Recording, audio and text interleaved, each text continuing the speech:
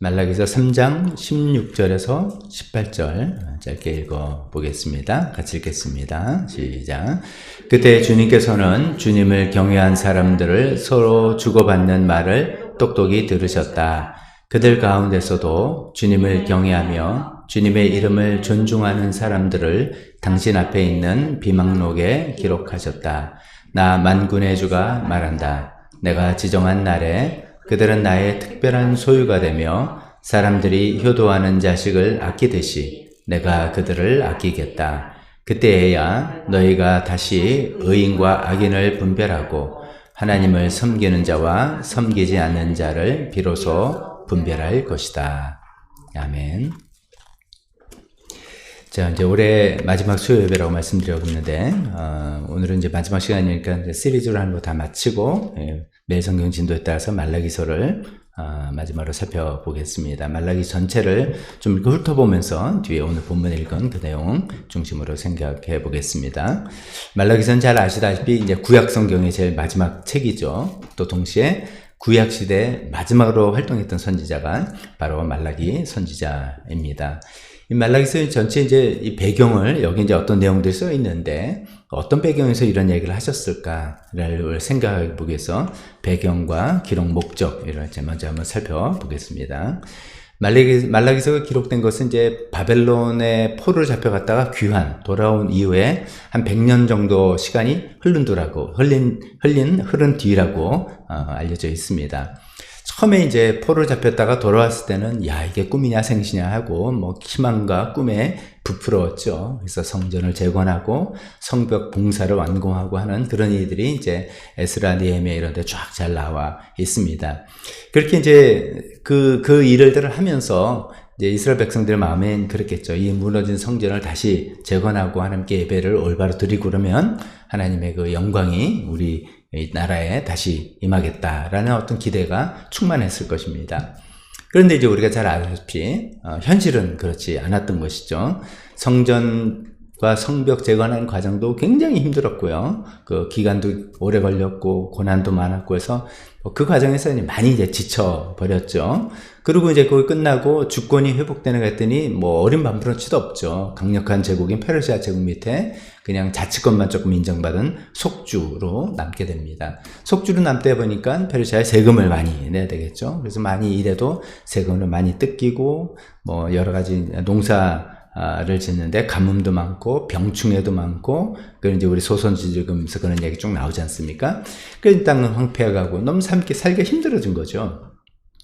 그러니까 이제 이스라엘 백성들 마음속에 자연스럽게 이 하나님 이건 뭔가 이런 생각이 들게 됐습니다. 그래서 하나님의 공의로 공정하게 우리가 하나님께 나가면 하나님께서 뭘 잘해 주실 거라는 그런 공의에 대한 의구심도 생기고 믿음이 식기 시작하고 믿음이 식기니까 예배가 소홀하게 됐죠. 그들의 예배는 이제 성전에 가서 제물을 드리고 하나님께 예배하는 그런 형식인데 믿음이 식고 그러니까 성전 예물도 막 그냥 뭐 대충 아무거나 드리면 되지 뭐 이렇게 형식적으로 전락해서 흠이 있는 제물들 이렇게 바치기도 하고 이렇게 됐죠. 제사장들도 타락을 하고 백성들 전체적으로 마음이 이제 쭉 가라앉습니다. 사회적으로는 이방 여인들과 결혼을 하게 되고 이방 여인과 결혼하면서 이방 여인들의 신들을 또 이렇게 받아들이기도 하고 또 이방인 아니더라도 유대인 부부관계에서도 뭐 이혼도 뭐 쉽게 이제 하게 되고 뭐 전체적으로 헌금 떨어지고 여기서는 단순히 헌금 떨어졌다가 아니라 그 당시 이제 11조는 성전 예배, 성전 운영을 위한 어떤 자금 마련을 하라고 하나님께서 하신 건데 11조가 안 되니까 성전이 제대로 운영이 안 되고 전반적으로 하나님께 예배드리는 그런 것들이 이제 점점 이렇게 소홀해지는 그런 상황이 된 것이죠. 이게 총체적인 난국에 100년 만에 다시 총체적인 난국에 빠지게 된 것입니다. 이런 상황에서 하나님께서 이제 말라기 선지자를 보내셔서 경고를 하시는데 어쩌면 이게 이제 마지막 경고가 된 것이죠. 성경을 여러분 계속 이제 펴놓고 저와 함께 따라 보시면 좋겠는데요. 말라기서가 이제 구약 성경의 마지막이라고 그랬잖아요. 편집 순서로도 마지막이고, 편집 순서라는 건 이제 뭐를 먼저 하고 이렇게 쭉 이렇게 편집 순서죠. 창세기가 제일 앞에 두고 말라기가 제일 뒤에 있는 편집 순서도 그렇고 시기적으로 제일 마지막인데 그 말라기서의 제일 마지막 말씀이 뭐냐? 즉 제일 마지막으로 쓴 단어가 뭐냐? 그러면 우리 눈으로 보면은 뭐가 돼 있냐면 4장 6절이잖아요. 이 땅에 저주를 내리겠다. 이게 마지막이에요. 끔찍하지 않습니까? 뭐 소망으로 좀 끝내야 되는데 이 땅에 저주를 내리겠다. 물론 이제 돌이키지 아니하면 이런 단서가 있지만 저주를 내리겠다. 이 저주란 단어가 마지막 단어예요. 우리 그래도 우리말에는 내리겠다가 마지막인데 이 히브리어 원어나 그걸 번역한 영어나 그들의 어순에 의하면 이 저주가 마지막 단어예요. 그게 좀 끔찍한 그런 내용이죠. 근데 실제로 이제 이 말라기서 이후에 400년 동안 침례요한과 예수님 오시길 때까지는 하나님의 말씀이 없었다. 그런 거 우리가 잘 알고 있지 않습니까? 이제 구약시대 이제 마지막 경고였다. 이렇게 생각해 보면 좋겠습니다. 두 번째는 이 말라기서 이제 한번 살펴볼 텐데, 말라기서는 이제 쓰는 어떤 글로 우리에게 전달되어 있는데, 글의 양식이 굉장히 독특합니다. 보통 이제 우리가 성경을 하나님 말씀, 그러면 하나님이 이제 선포하신 어떤 내용, 주께서 말씀하시되 가라사대 하면서 어떤 내용 이렇게 이런 양식으로 쓸 수도 있고, 아니면 신명기나 이런 데 보면 언약 체결서의 양식으로, 십계명도 사실 언약 체결서고요. 그런 식으로 쓰는 경우도 있고, 시편에는 시도 있고 시란 양식도 있고, 또 요나서 같은 거는 어떤 스토리텔링이잖아요. 그런 양식도 여러 양식으로 이제 이 구약 성경 또 신약 성경도 쓰여 있는데, 이 말라기서는 아주 독특하게 유일하게 논쟁 스타일이에요. 논쟁문이에요. 논쟁을 하는 스타일로 이 글을 썼다는 거죠. 그래서 서론 잠깐 있는 거, 말라기가 한다라는 거, 그 다음에 끝에 결론, 4장 4절부터 4, 5, 6절 요 결론 빼고는 나머지 전체 내용은 논쟁 스타일로 이 전체 본문, 본체가 쓰여져 있다는 겁니다. 그 논쟁은 이제 형식은 다 똑같아요. 첫 번째는 하나님께서 문제 제기를 하고, 그러면 이스라엘이 답변을 하고 하는 그런 양식이죠. 그 다음에 하나님께서 문제 제기를 하고 이스라엘이 항변을 하고 하나님께서 답변하는 그런 형식으로 6가지 주제에 관해서 6번의 논쟁으로 말라기서가 구성이 되어 있다. 이렇게 보면 좋겠습니다. 그래서 간단하게 어디가 어디서부터 뭔지 살펴보고 조금 내용들 중요한 것은 설명을 좀 덧붙이는 식으로 해보겠습니다. 첫 번째 논쟁 주제는 사랑입니다. 하나님이 과연 우리를 사랑하시냐 이런 거에 대한 논쟁입니다. 하나님이 답답한 거지. 내가 너희를 사랑하지 않는다고 막 하는 거예요. 그래서 1장 2절서부터 5절까지가 첫 번째 이 논쟁인데, 2절에 이렇게 시작하죠. 하나님 말씀하시기를 나는 너희를 사랑한다. 나주가 말한다. 이렇게 이야기하는데, 그러나 너희는 주님께서 우리를 사랑하신다는 증거가 어디 있습니까? 라고 묻는다. 이 묻는 게 아니라 따지는 거죠. 사랑한다고요? 우리나라가 지금 이렇게 힘들게 사는데 당신이 우리를 사랑한다는 증거가 어디 있습니까? 이렇게 따지고 든다 이거죠. 하나님 답답하신 거죠. 이제 그럴 때 이제 하나님의 그 답변으로서 그 유명한 바울이 나중에 인용한 답변이 나오죠. 1장 2절 3절에 보면 내가 야곱은 사랑하고 에서는 미워하였다. 하나님께서 주신 답변, 증거로서 주신 답변은 그거예요. 그거는 이제 무슨 뜻이냐면, 우리 잘 아다시피 야곱과 에서는 한 형제잖아요. 한 형제인데, 이삭의 아들 한 형제인데, 에서는 결국 에돔, 그 당시에도 있었던 에돔 민족의 조상인데, 하나님께서 그는 이렇게 크게 쓰지 아니하시고, 야곱의 후손 이스라엘 민족은 문제를 피고 계속 말을 안 들어도 끝까지 하나님께서 사랑하시고 이렇게 포로를 보냈지만 다시 회복시켜 주시고 이 관심을 갖고 계시는 이 이야기를 하고 계시는 거죠. 뒤에 나중에 이제 로마서 9장 13절에 사도 바울이 이 부분을 인용하는데, 그때 인용은 이런 취지입니다. 하나님께서 우리를 택하셨다. 그래서 우리가 하나님 자녀가 됐다. 근데 이것은 우리의 인간의 행위에 근거하지 않는다. 우리가 하나님께 잘하고 착하고 했더니 하나님께서 우리를 뽑아준 게 아니라 하나님의 전적인 주권에 의해서 우리를 택해 주셨다 라고 하면서 그 근거를 야곱은 사랑하고 에서는 미워했다. 그 뱃속에서부터 하나님께서 이렇게 다 정하셨다라는 그런 취지로 인용을 하는 내용이 됩니다. 하나님께서 이제 사랑하셨기 때문에 너희가 문제를 안 펴서 이쁜 짓 했니? 계속 문제했지만, 그래, 너네 에서와 에돔은 내가 그들은 저 변방적으로 몰고 그저 그렇고 지금 막 쇠락하고 있지만 너희는 계속해서 내 관심을 가지고 이렇게 해주지 않느냐. 이것이 나의 사랑의 증거가 아니겠냐. 이런 말씀을 하시는 거죠. 우리가 시간이 있다면 이게 하나하나 가지고 더 우리가 생각해 보겠지만, 오늘은 전체적인 스케치로 생각해 보는 거라서 넘어간다면, 우리도 이제 가끔 사랑의 증거, 필요할 때 이제 우리의 기도응답을 하나님께서 우리에게 기도응답해 주신 걸 떠올려보고 우리가 처음 했던 간증 같은 거 떠올려보고 또 무엇보다도 십자가라고 하나님께서 우리에게 말씀하신 사랑의 증거를 생각해 볼 필요가 있겠습니다. 두 번째 논쟁의 이슈는 1장 6절서부터 2장 9절까지 나오는 하나님을 공경하느냐 멸시하느냐 이런 주제예요. 공경의 반대말 멸시. 하나님 공경해야 되는데 너희가 공경은커녕 멸시하고 있다라는 이야기죠. 하나님의 이제 문제 제기는 이거예요. 우리 나를 왜 이렇게 멸시하냐? 나를 이렇게 공경하지 않니? 이런 이야기를 하시는 거죠. 1장 6절부터 제가 좀 읽어보면 아들은 아버지를 공경하고 종은 제 주인을 두려워하는 법인데 내가 너희 아버지라고 해서 너희가 나를 공경하기라도 했느냐? 이게 이치가 세상 이치가 그런데 내가 높은 사람이니까 네가 공경해야 되는데 안 그렇지 않냐 하면서 좀 건너뛰어서 읽어보면 너희가 바로 내 이름을 멸시하는 자다. 그러나 너희는 그랬더니 이제 이스라엘 백성들 우리가 언제 주님의 이름을 멸시했습니까? 언제 하나님 이렇게 하면서 했습니까? 라고 하니까 하나님은 나한테 제사 드릴 때 더러운 빵, 눈먼 짐승 이 제물로 드리는 게 나를 멸시하는 증거다. 너 함부로 그럴 수 있냐? 세상 사람들에게 그럴 수 있냐? 너 임금한테 높은 사람한테 별로 안 좋은 물건 갖다 줄 수 있냐? 못한다 그러다 너 큰일 나는데 어떻게 나한테는 그러느냐? 이게 나를 공경을 못할 망정 멸시하는 게 아니냐? 이런 이야기를 하고 계십니다. 정말 아무 말 할 말이 없는 거죠. 세 번째 논쟁의 주제는 신실함과 반대말인 배반입니다. 신실해야 되는데 배반한다 이거죠. 2장 10절부터 16절인데 또 하나님도 11절에 이런 이야기가 유다 백성은 주님을 배신하였다. 너희가 나에게 신실해야 되는데 너 나의 어떤 약속과 이런 걸 탁 저버리고 배신하고 배반했다. 이런 이야기를 또 문제 제기를 합니다. 그러면서 이제 하나님께서 그 부분에서 이스라엘 백성들의 신실함이 없어진 그런 없는 상황을 두 가지로 이야기하십니다. 첫 번째가 이방 여인들과 결혼하는 이거 보니까 너 나에 대한 신실함을 저버렸다. 이거 그럼 결혼 아무나 못합니까? 이런 뜻이 아니라 유대인은 그 당시는 이제 종교사회니까 더 그런 거죠. 종교사회라는 걸 우리 감안하고 생각해야 되죠.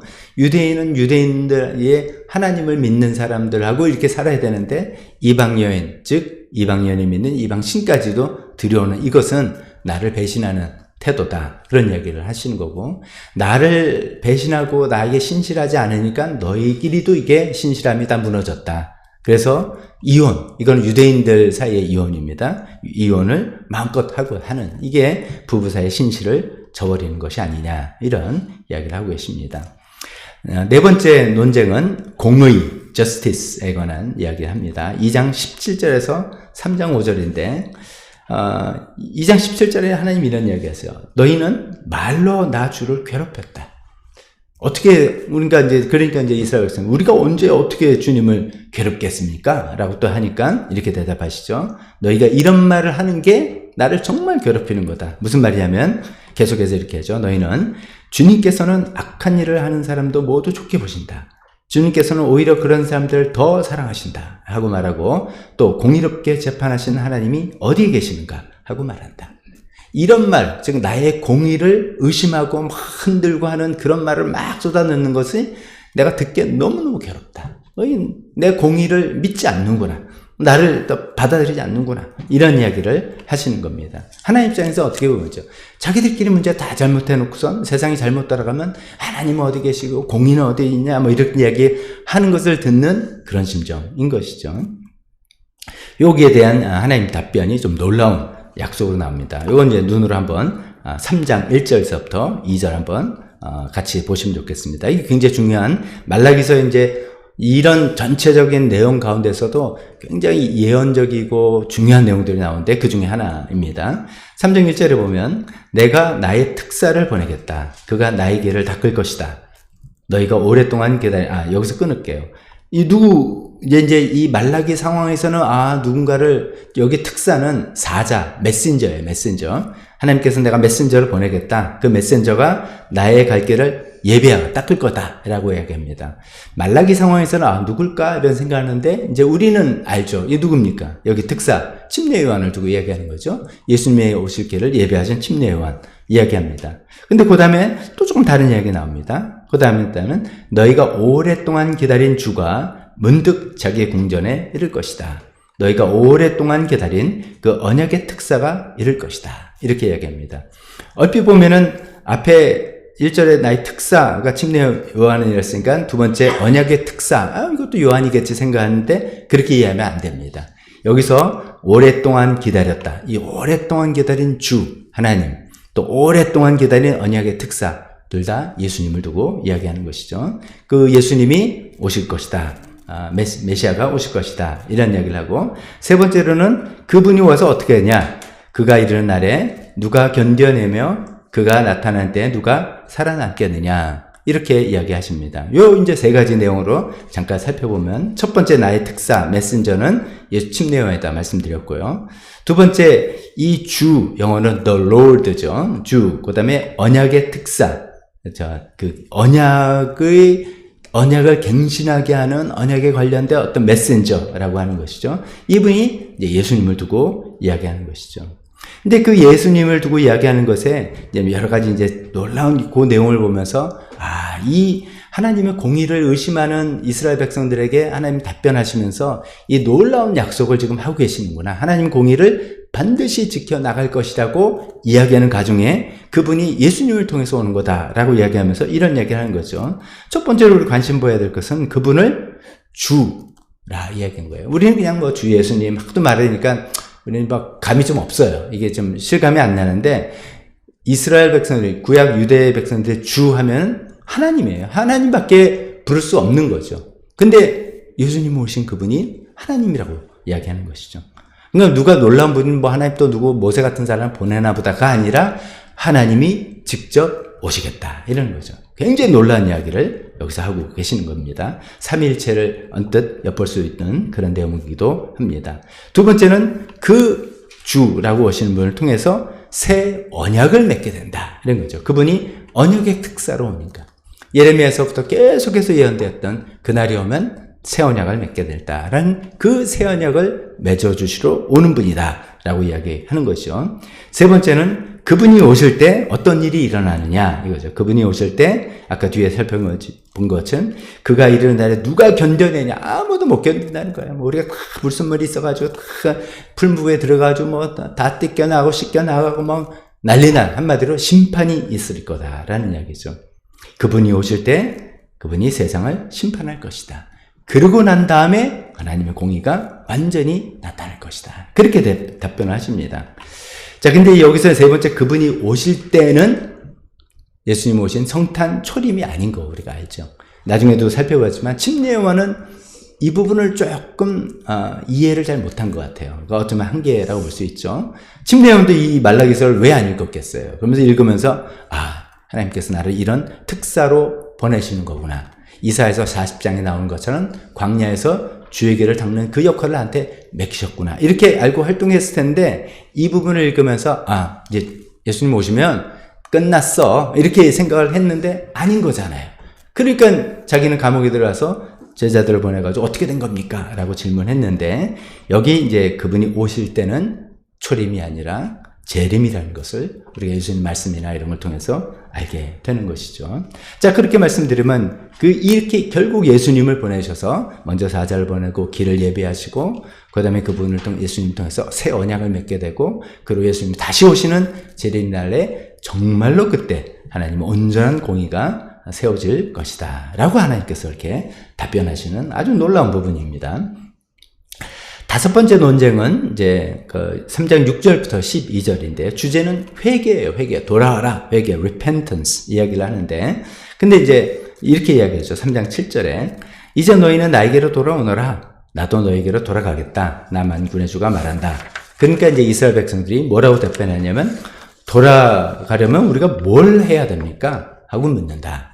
뭐 회개하라. 우리 말로 회개하라 했더니 뭘 회개하라고요? 이렇게 이야기하는 거예요. 그랬더니 하나님께서 계속해서 하시는 이야기가 그 유명한 11조 이야기를 하는 것이죠. 너희가 지금 회개해야 될 것은 이 재물에 대해서 나의 것을 훔치는 것에 대해서 회개를 해야 된다. 그랬더니 또 대답이 우리가 언제 훔쳤습니까? 그랬더니 11조와 헌물을 훔쳤다. 즉 11조를 제대로 하지 않는 것이 훔친 거다. 이렇게 하나님께서 얘기하시는 것이죠. 3장 10절에 그 11조에 관한 유명한 말씀이죠. 너희는 온전한 11조를 창고에 들여놓아 내 집에 먹을거리가 넉넉하게 하여라. 이렇게 바치는 일로 나를 시험하여 내가 하늘 문을 열고서 너희가 쌓을 것이 없도록 복을 붓지 않나 보아라. 나 만군의 주 말이다. 만군의 주의 말이다. 여기서 이제 뭐 요지는 이거죠. 너희가 11조로 나 테스트 해봐. 이거죠. 너희가 11조 하면 너희가 궁핍해지는지 아니지 나 테스트 해봐. 내가 정말 그거는 지킬게. 라고 하시는 그런 말씀이죠. 이제 이 말라기서에 나온 11조하고 이제 우리가 살아가는 11조하고 상황은 좀 다르다는 걸 이해하셔야 됩니다. 말라기 당시는 성전을 운영하던 시대예요. 이 11조의 쓰임은 성전을 운영하기 위한 재원으로 사용된 겁니다. 근데 지금은 이제 성전은 없죠. 뭐 교회가 성전이냐 뭐 이렇게 말하기는 좀 애매하고, 근데 성전은 없는 시기라서 조금은 다르다라고 해서 11조 그런 거 필요 없다 이렇게 말씀하시는 분도 있겠지만 그 원리가 똑같다고 봅니다. 원리가 하나님께 먼저 드릴 것을 드릴 때 하나님께서 그걸 갚아주시고 채워주신다. 이 원리가 똑같다. 망심의 중심으로. 그래서 그것을 우리가 하지 않는 것은 마치 하나님 것을 훔치는 것 같고 바로 그것을 회개하라고 하나님께서 말씀하신다라는 내용이죠. 자, 마지막 6번째 논쟁은 3장 13절서부터 4장 3절까지는 주를 섬김, 하나님에서 내가 헌신하고 수고하고 희생하고 하는 이 부분에 관한 이야기입니다. 또 이제 뭐라고 얘기하시냐면 하나님이 너네가 또 불선한 말로 나를 거역하는구나 라고 했더니 우리가 뭐 어떤 말로 그랬나요? 라고 했더니 너네가 이렇게 말하지 않냐? 라고 하는 게 3장 14절부터 나오죠. 너희가 말하기를 하나님을 섬기는 것은 헛된 일이다. 쓸데없는 일이다. 그의 명령을 지키고 만군의 주 앞에서 그의 명령을 지키며 죄를 뉘우치고 슬퍼하는 것이 무슨 유익이 있단 말이냐. 이렇게 말을 한다는 거죠.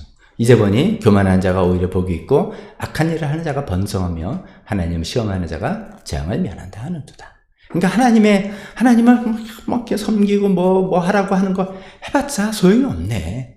그렇게 안 하는 사람들 저기 보니까 자기 배에 다 불리고 있고 다 뭐 잘 살고 다 잘되고 나는 이게 뭐지? 주님 위해서 내가 헌신했다고 했는데 정말 나는 뭐 몸만 가지고 마음 상처받고 뭐 힘은 힘대로 빠지고 특히 이제 나이가 들수록 이제 그런 생각이 더 들겠죠. 이거 뭐 아무 소용 없잖아. 이런 생각을 드는 허탈함, 허무감 뭐 이런 것이죠.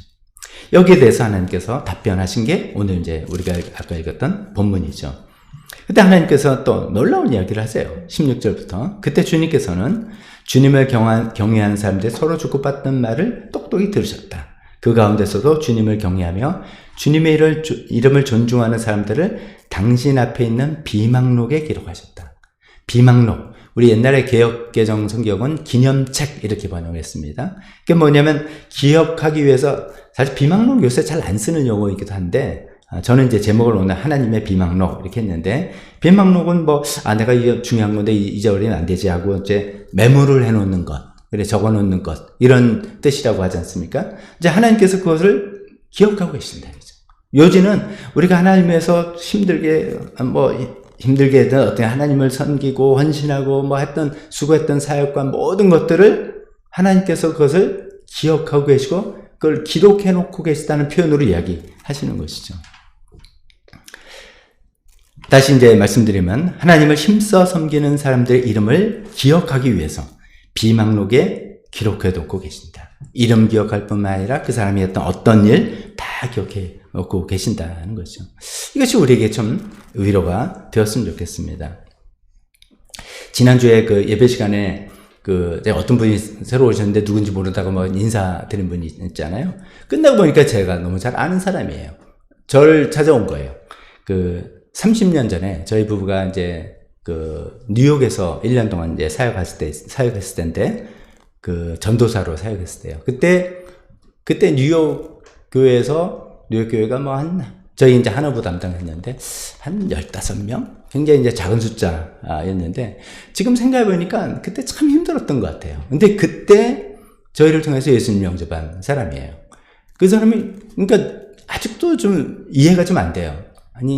그런데 저희가 이제 한국 처음 나와서 저쪽 도곡동 있을 때 그때 이제 한번 자기도 귀국했다면서 연락이 때 한번 만난 기억은 있지만 그 다음에는 연락이 끊겼어요. 그래서 저도 뭐 자기는 자기가 어떤 교회 다니나 보다 뭐 그렇게 생각하고 끊어지고 거의 그때를 제외한 30년 만에 만난 거죠.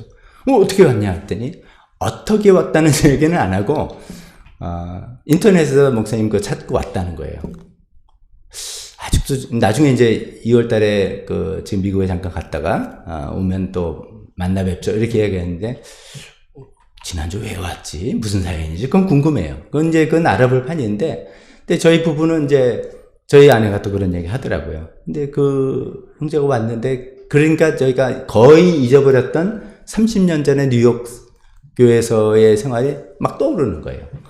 어떻게 보면 제일 힘들었던 때예요. 저희가 그때 저희 아내 맨날 곰국 많은 걸 끓여가지고요. 집에서 이제 곰국 끓이고 그거를 차에 싣고 뉴저지에 살면서 뉴욕 맨하탄으로 가는데 이거 쏟아지면 안 되니까 거기다 테이프로 칭칭 붙이고 간 다음에 그거를 또 교회 옮기려면 뉴욕 맨하탄은 주차 시설이 없는 데로 유명하잖아요. 교회 앞에 내려주고 낑낑대 애세 떼고 저 사람 올리고 저는 또 오늘은 주차를 어디다 하나 다 이제 길거리 주차했는데 뭐 그렇게 하고 뭐 하여간 그때 이제 막 힘들었던 시간들이 막 생각이 나요. 근데 그때 유일하게 그때 이동규 선생님이 나중에 한국에서 와가지고 또 저를 만나서 이제 같이 합류하게 됐고 그 전부터 있었던 형제예요. 포스닥으로 왔을 때 좀 그때 정확한 기억이 잘 안 나는데 어떻게 하다 보니까 그럼 우리 집에 좀 살아라. 그래서 저희가 몇 개월을 데리고 있었던 그런 형제예요. 근데 그 형제가 이제 자기 딸이랑 이렇게 왔던 거죠. 그러니까 참 그런 생각 확 나면서 그렇겠구나. 우린 좀 잊어버렸는데 하나님 이거 다 그냥 알고 계시는 거구나. 하나님은 비망록에 우리는 미처 이제 생각도 못하다. 또 우리가 이제 막 자랑하려고 우리 딱 그렇지 않잖아요. 우리가 잘한 건 다 잊어버리고 남한테 미안한 건 기억해서 좀 뭐 이런라고 하려고 우리가 다 애쓰다 보면 그 기억이 안 나는데 이 말씀을 딱 보니까 하나님께서는 우리가 주를 섬겼던 그 모든 일들을 이 비망록에 하나님 무슨 비망록 필요하겠어요. 그럼 우리를 이해하기 위해서 표현한 거죠. 근데 다 기억하고 계시고 이런 말씀인 것이죠. 또 두 번째 뭐라고 하시냐면은 요 이제 본문 우리가 할 본문에 나만 군의 주가 말한다. 내가 지정한 날에 그들은 나의 특별한 소유가 되며 이 그들이 누구예요? 주님을 섬겼던 사람들을 이야기하는 거잖아요. 주님을 경외하고 신실하게 주님을 섬겼던 많은 사람들은 그거 섬겨봤자 쓸모가 없어. 무슨 소용이야. 유익이 있어. 지 맘대로 사는 사람 더 잘 사네. 이렇게 이야기하지만 아니야. 그 주님을 섬기는 이것이 가장 우리에게 기쁨이고 특권이야. 이렇게 했던 사람들 말하는 거죠. 그들은 나의 특별한 소유가 되며 사람이 효도하는 자식을 아끼듯이 내가 그들을 아끼겠다. 여기 이제 특별한 소유라는 이 소유 단어는 보배라는 단어예요. 히브리어로 세굴라라는 단어고 이제 모세 주도하에 이스라엘에서 출애굽해가지고 시내산에 와서 하나님과 언약을 체결할 때 하나님께서 출애굽기 19장 5절에 이런 말을 하시죠. 이제 너희가 정말로 나의 말을 듣고 내가 세워준 언약을 지키면 너희는 모든 민족 가운데서 나의 보물이 될 것이다. 그때 나의 세굴라가 될 것이다. 너무 눈에 넣어도 아프지 않은 너무 귀중한 보배 같은 존재가 될 것이다. 라는 그 단어예요. 그걸 여기서 이제 소유, 특별한 소유 이렇게 번역했는데 그렇게 우리를 귀하게 여길 거라는 거죠. 근데 더 재밌는 건 그 다음이에요. 효도하는 자식을 아끼듯이. 이제 부모가 점점 특히 나이가 들면 자식을 좀 의존하고 뭐 그런 것들이 생기잖아요. 근데 자식이 많으면 무슨 소용이 있습니까? 부모한테 잘해주는 자식이 의미 있는 거잖아요. 근데 효도하는 자식이 얼마나 아끼겠습니까? 얼마나 이쁘고 얼마나 의지가 되고 얼마나 귀하게 여기겠습니까? 물론 하나님이 이제 그런 건 아니겠지만도 우리 인간이 그거를 공감하라고 이렇게 표현한 거잖아요. 그렇게 우리를 귀하게 여기시겠다. 두 번째로 얘기하시고 세 번째는 그때야 마지막 그때야 너희가 다시 의인과 악인을 분별하고 하나님을 섬기는 자와 섬기지 않는 자를 비로소 분별할 것이다. 무슨 말이에요? 지금은 다 섞여 있다. 지금 다 섞여 있다. 이건 뭐냐? 주님 뜻 살아봤자 소용이 없네. 저기 자기 거 다 챙기고 한 사람들 있고 나는 이게 뭐야? 이렇게 하는 거에서 왜 하나님 이걸 확 이렇게 좀 가르고 그러지 않습니까? 라고 하지만 지금은 아니다.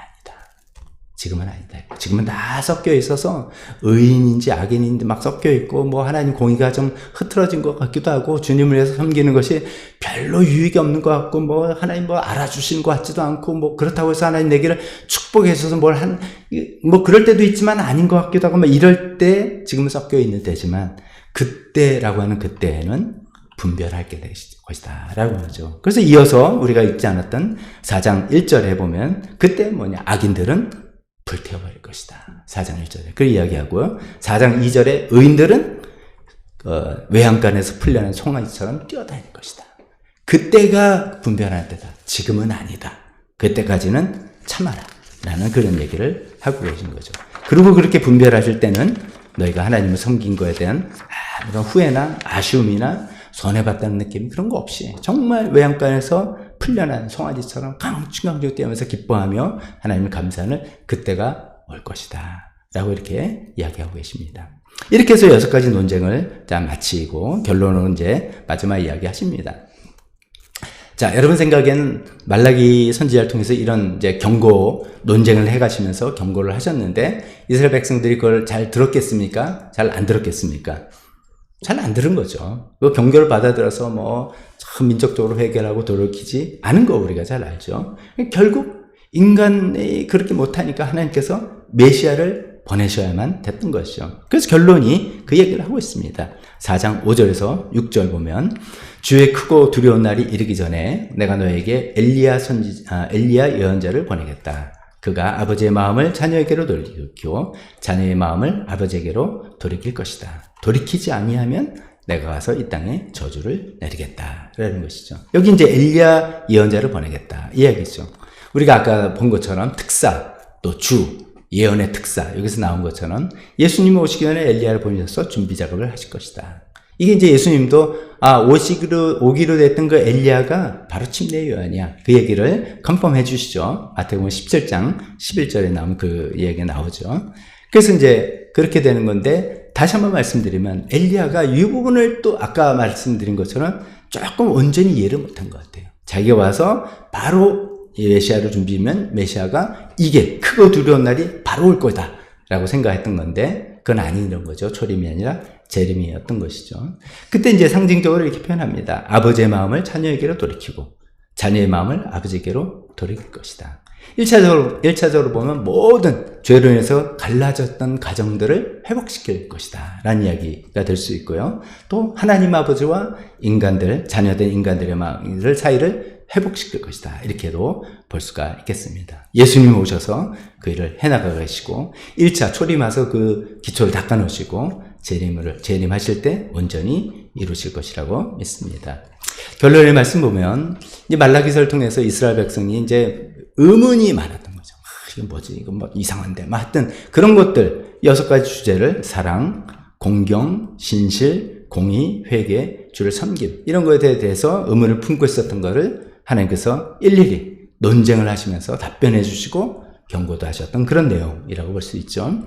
우리도 아마 뭐 여기 주제가 우리의 의문이었을 수도 있고요. 아니면 우리도 또 다른 종류의 의문이 있을 수도 있습니다. 그럴 때 성경을 읽고 기도하고 이런 것을 통해서 하나님께서 답변해 주시리라 믿습니다. 분명한 것은 우리가 주를 위해서 섬겼던 모든 섬김 하나님께서 다 알고 계시고 기억해 주시고 하나님 우리를 귀하게 아끼시는 그러한 하나님이라는 그 내용을 믿으면서 오늘도 주님께서 우리에게 맡겨주신 일들 잘 감당해 나갔으면 좋겠습니다. 기도하겠습니다.